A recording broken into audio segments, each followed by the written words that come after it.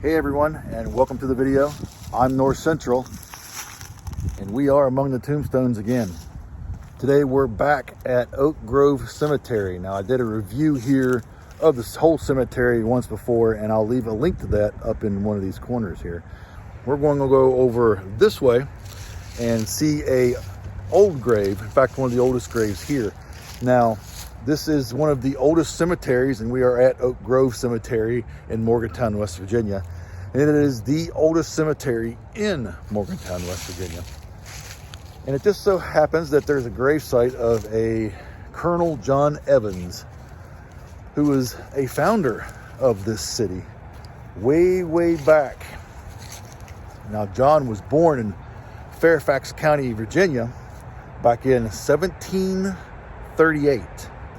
That's right, 1738, back when West Virginia was actually Virginia, but Virginia wasn't a state yet, and this wasn't the United States. This was a colony of England. So he is a colonial who fought in the Revolutionary War.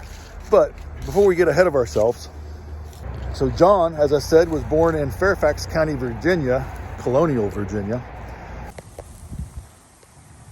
So at the age of 13, his family moved to London, Virginia.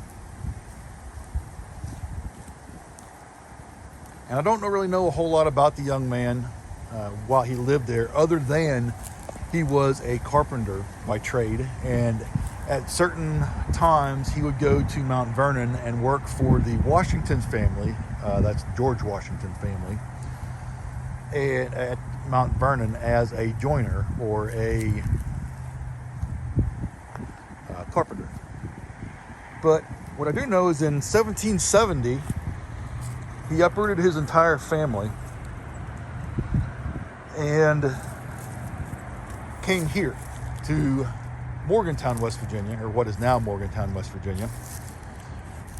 So when he got here, he branded trees. He took a tomahawk and branded trees around, took the bark off on all four sides of the tree. And for 400 acres as a settler. Now, that's significant because this was Indian territory back in them days. This was Indian hunting grounds. And as Indian hunting grounds, of course, there were a lot of Indians here. And they were getting rather upset about settlers coming west and settling grounds that were supposed to be theirs. So of course they would raid and kill settlers because, after all, they were on their land and trying to push them out. So they got angry, and they got very angry. So in 1774, John Evans joined a campaign known as the Dugan Campaign and Lord Dugan Campaign. And basically they took 800 or so men, Virginians, and militiamen, and went to what is now Point Pleasant, and they had the Battle of Point Pleasant.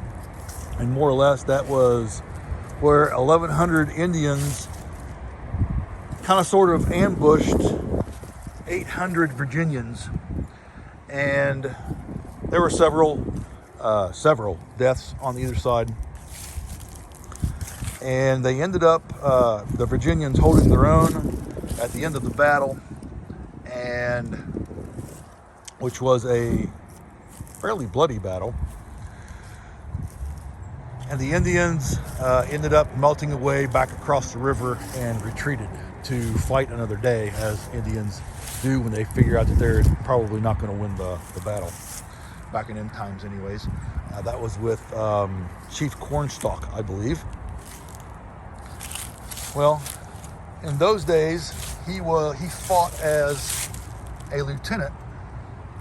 1848, 1937, 1846, 1921. Fennell. Anyways, he fought in that campaign as a lieutenant. Well, 4 years later, here we are in the Revolutionary War, 1787, or I'm sorry, 1777 or 78. And he goes on another campaign. This one is Enoch's, I believe is how you pronounce it, but don't quote me on that. I'm probably butchering it. The Enoch's campaign. And basically, they were supposed to take revolutionary soldiers and go to Detroit and defend Detroit. They didn't make it. They ended up more or less defending Pittsburgh and Southern, Point Pleasant and all that again, keeping the Indians occupied here in the West, so to speak, at least in Western Virginia and all of that, so that they weren't going to and attacking George Washington at the time. So pretty important battles were won by these soldiers that were in that campaign. And during that campaign, John Evans served as a lieutenant colonel, which is why everybody after the war called him a colonel. After the war, John Evans also served as a civil servant, as a representative of Monogohelia County, and he was actually in and signed the paperwork that ratified Virginia as a state. Now remember, again, this is Virginia, not West Virginia.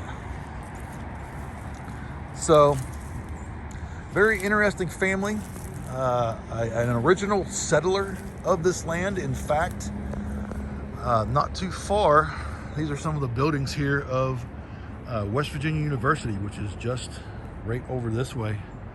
And just over that mountain on the other side is where John Evans had his home. And on a plot of land over there where his home was, is now called Evansdale Campus by West Virginia University in honor of John Evans, one of the original founders of Morgantown, or at least one of the original settlers of Morgantown. He had 400 acres here. So here we are at the Evans Memorial. Memorial being the big piece here in the center. These front stones. Can't read, not sure. Can't read, not sure. This is Delia E. Evans and Colonel James Evans. Colonel James Evans is the one that actually erected the memorial here for the family. He ended up dying in 1888.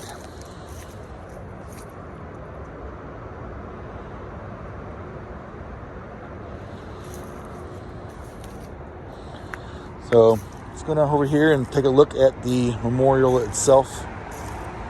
It's not a real big memorial. It's maybe, I don't know, 10 feet high maybe. But here's the Revolutionary Soldier plaque for Colonel John Evans. It's my belief that this is his stone here, and this would be his wife. They are illegible. You can't read them, but that's what I think. You have Colonel John Evans, born in London County, Virginia, December 9th, 1737, died July 18th, 1834. You have Anna Evans, who is his wife, born in London County, Virginia, on April 11th, 1738, and died November 11th, 1827. Now here you have the Evans name, and a beautiful wreath that somebody put here. Now again, he's one of the original settlers of the area, and all over all sides of this have different family and born and died. This is an old family here, and they're all here. They're all right here. A lot of history right here in this family. All right, guys, so that's going to wrap it up. I just thought it would be very interesting to showcase a Revolutionary soldier that was right here in the area, because he should be remembered. His family should be remembered. as a original settler of the area. They have part of a campus, college campus, named after him, Evansdale campus at West Virginia University. Interesting family. If you get a chance, you should probably read about them. Like I have, very interesting stuff. But I hope you found the video educational and entertaining. And until next time, I'm North Central. Thanks so much for watching.